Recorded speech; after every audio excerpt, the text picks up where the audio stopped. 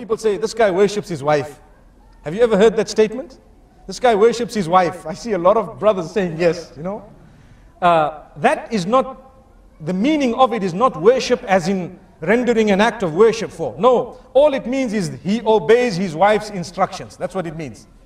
And I can give you on a lighter note, and I really like this because it plugs in. We are all human beings and we like a little bit of, you know, humor sometimes. They say there was a king and he called all his subjects, the males, and he says, anyone who is ruled by his wife, come in this line.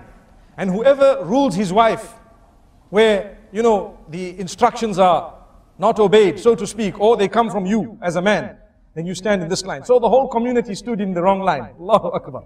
They all stood in a line saying, no, if my wife sees me in the other line, I'm dead meat. You see? So what happened is, they all got one egg each, an egg. They were given one egg. And there was one man who stood in the line. I'm the man. You know, in the house, I'm the man.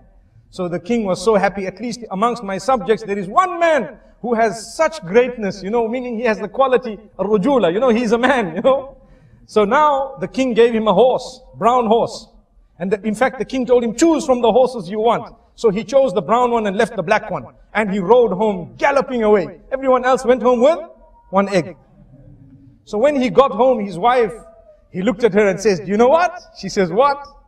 Today I got a horse because I'm the boss. You see? I got a horse because I'm the boss. She says, okay, that's good. Excellent. So you're the boss. So he says, you know, I was told to choose from 3 horses. There was a white one, a black one, and this brown one that I've actually come with. This was the best one. She says, wow, you look great in it. You look great in this horse, but you'd look greater in the black one. He says, well, not a problem. I had a choice. I can go back and get the black one.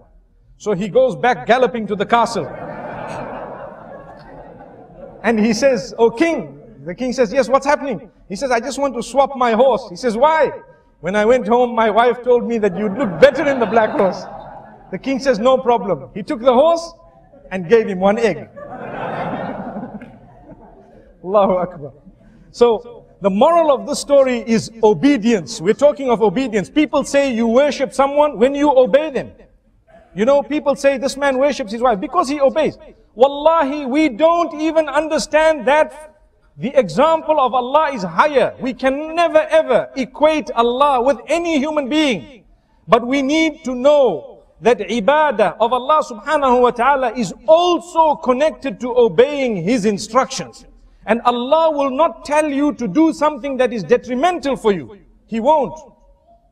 Whatever Allah has instructed you to do, and whatever He has asked you to abstain from, all of that is for your benefit, oh man. Why is it that we want to look at it and think that this is very difficult when, if someone were to tell us to do something that is not beneficial for us, because we love them, we might end up doing it. Why is it that we don't show higher love for Allah subhanahu wa ta'ala?